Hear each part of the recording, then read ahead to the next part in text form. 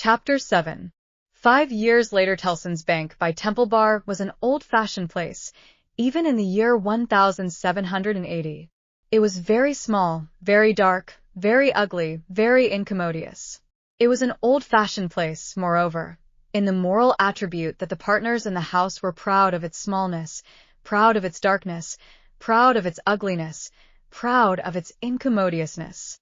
They were even boastful of its eminence in those particulars, and were fired by an express conviction that, if it were less objectionable, it would be less respectable.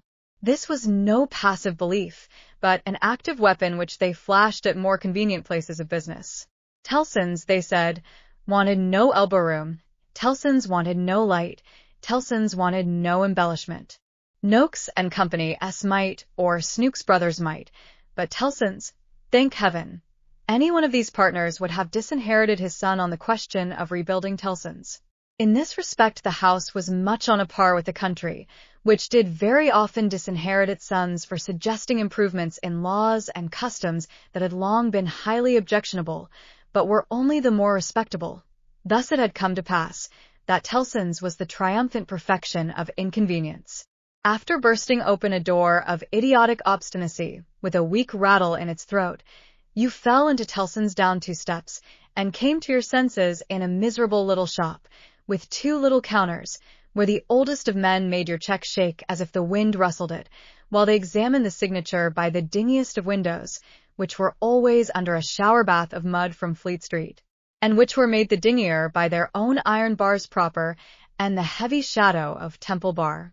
If your business necessitated your seeing the house, you were put into a species of condemned hold at the back, where you meditated on a misspent life, until the house came with its hands in its pockets, and you could hardly blink at it in the dismal twilight. Your money came out of, or went into, wormy old wooden drawers, particles of which flew up your nose and down your throat when they were opened and shut. Your banknotes had a musty odor, as if they were fast decomposing into rags again. Your plate was stowed away among the neighboring cesspools, and evil communications corrupted its good polish in a day or 2. Your deeds got into extemporized strong rooms made of kitchens and sculleries, and fretted all the fat out of their parchments into the banking-house air. Your lighter boxes of family papers went upstairs into a Barmecide room, that always had a great dining table in it, and never had a dinner, and where, even in the year 1780, the first letters written to you by your old love, or by your little children, were but newly released from the horror of being ogled through the windows, by the heads exposed on Temple Bar with an insensate brutality and ferocity worthy of Abyssinia or Ashanti. But indeed, at that time, putting to death was a recipe much in vogue with all trades and professions, and not least of all with Tellson's. Death is nature's remedy for all things, and why not legislation's?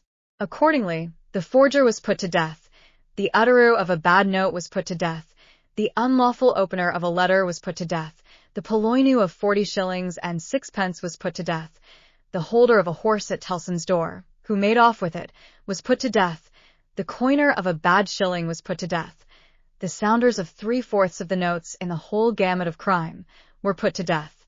Not that it did the least good in the way of prevention. It might almost have been worth remarking that the fact was exactly the reverse, but it cleared off, as to this world, the trouble of each particular case, and left nothing else connected with it to be looked after.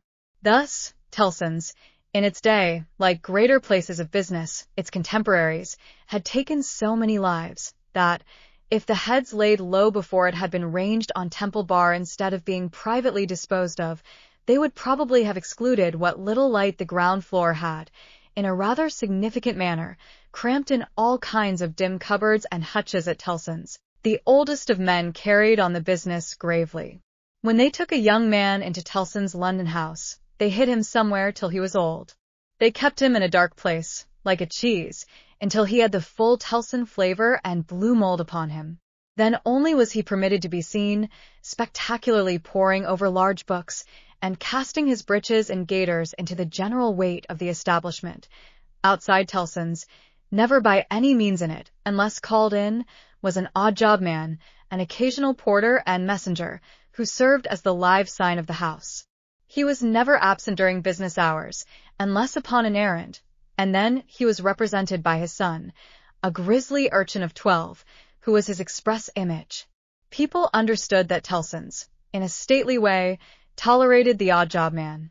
The house had always tolerated some person in that capacity, and time and tide had drifted this person to the post.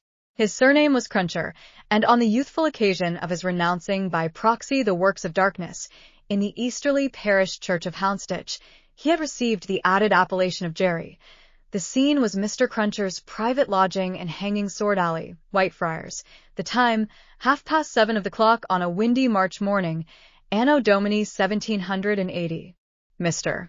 Cruncher himself always spoke of the year of our Lord as Anno Dominos, apparently under the impression that the Christian era dated from the invention of a popular game by a lady who had bestowed her name upon it. Mr. Cruncher's apartments were not in a savory neighborhood, and were but 2 in number, even if a closet with a single pane of glass in it might be counted as one. But they were very decently kept. Early as it was, on the windy March morning, the room in which he lay abed was already scrubbed throughout, and between the cups and saucers arranged for breakfast and the lumbering deal table, a very clean white cloth was spread. Mr. Cruncher reposed under a patchwork counterpane, like a harlequin at home. At first, he slept heavily, but, by degrees, began to roll and surge in bed until he rose above the surface, with his spiky hair looking as if it must tear the sheets to ribbons. At which juncture, he exclaimed, in a voice of dire exasperation, "Bust me, if she ain't at it again." A woman of orderly and industrious appearance rose from her knees in a corner, with sufficient haste and trepidation to show that she was the person referred to. "What?" said Mr. Cruncher, looking out of bed for a boot. "You're at it again, are you?" After hailing the morn with this second salutation, he threw a boot at the woman as a third.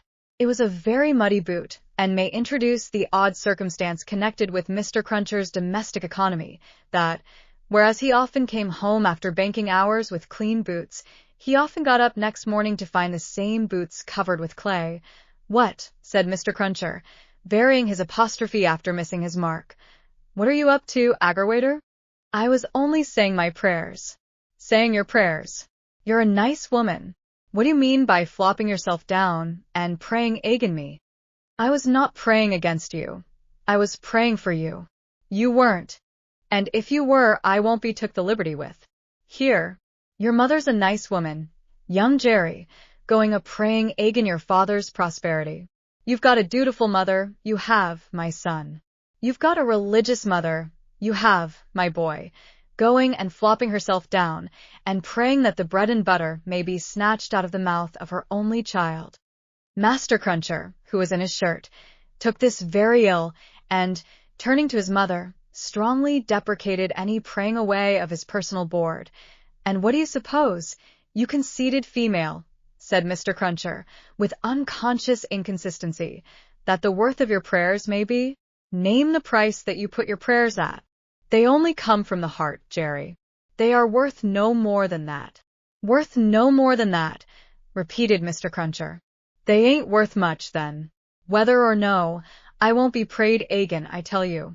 I can't afford it. I'm not a-going to be made unlucky by your sneaking.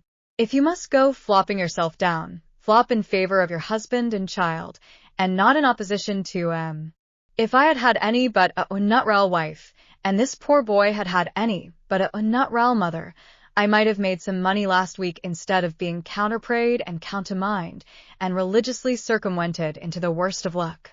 "Bust me," said Mr. Cruncher, who all this time had been putting on his clothes, "if I ain't, what with piety and one blowed thing and another, been choused this last week into as bad luck as ever a poor devil of a honest tradesman met with.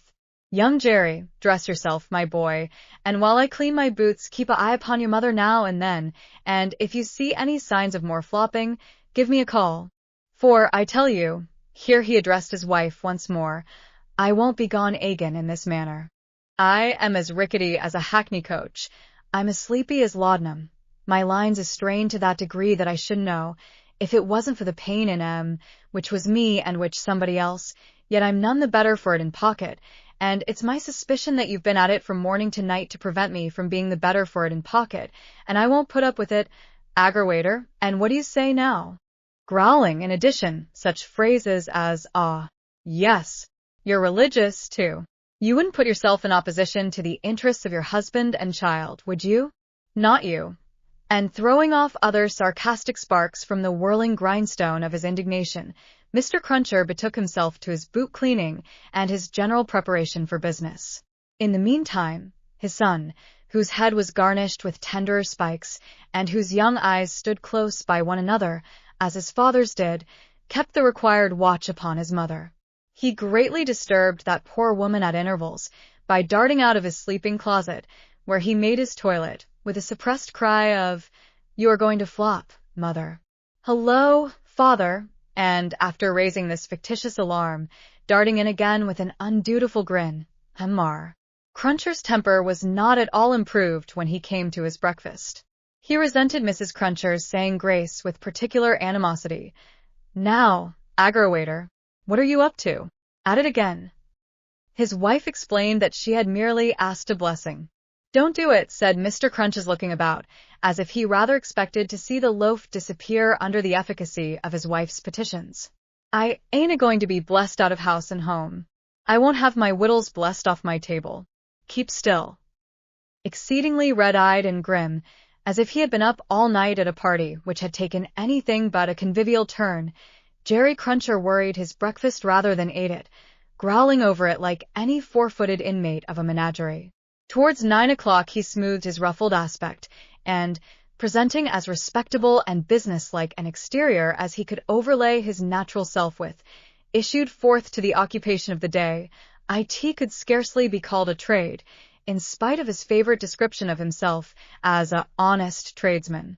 His stock consisted of a wooden stool, made out of a broken-backed chair cut down, which stool young Jerry, walking at his father's side, carried every morning to beneath the banking-house window that was nearest Temple Bar, where, with the addition of the first handful of straw that could be gleaned from any passing vehicle to keep the cold and wet from the odd-job man's feet, it formed the encampment for the day.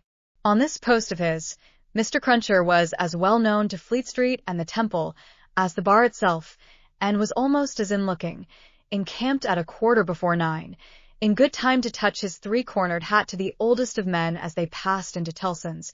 Jerry took up his station on this windy March morning, with young Jerry standing by him, when not engaged in making forays through the bar, to inflict bodily and mental injuries of an acute description on passing boys who were small enough for his amiable purpose. Father and son, extremely like each other, looking silently on at the morning traffic in Fleet Street, with their two heads as near to one another as the two eyes of each were, bore a considerable resemblance to a pair of monkeys. The resemblance was not lessened by the accidental circumstance that the mature Jerry bit and spat out straw, while the twinkling eyes of the youthful Jerry were as restlessly watchful of him as of everything else in Fleet Street. The head of one of the regular indoor messengers attached to Tellson's establishment was put through the door, and the word was given. "Porter wanted." "Hooray, father. Here's an early job to begin with." Having thus given his parent Godspeed, young Jerry seated himself on the stool, entered on his reversionary interest in the straw his father had been chewing, and cogitated. "Always rusty. His fingers is always rusty," muttered young Jerry. "Where does my father get all that iron rust from? He don't get no iron rust here."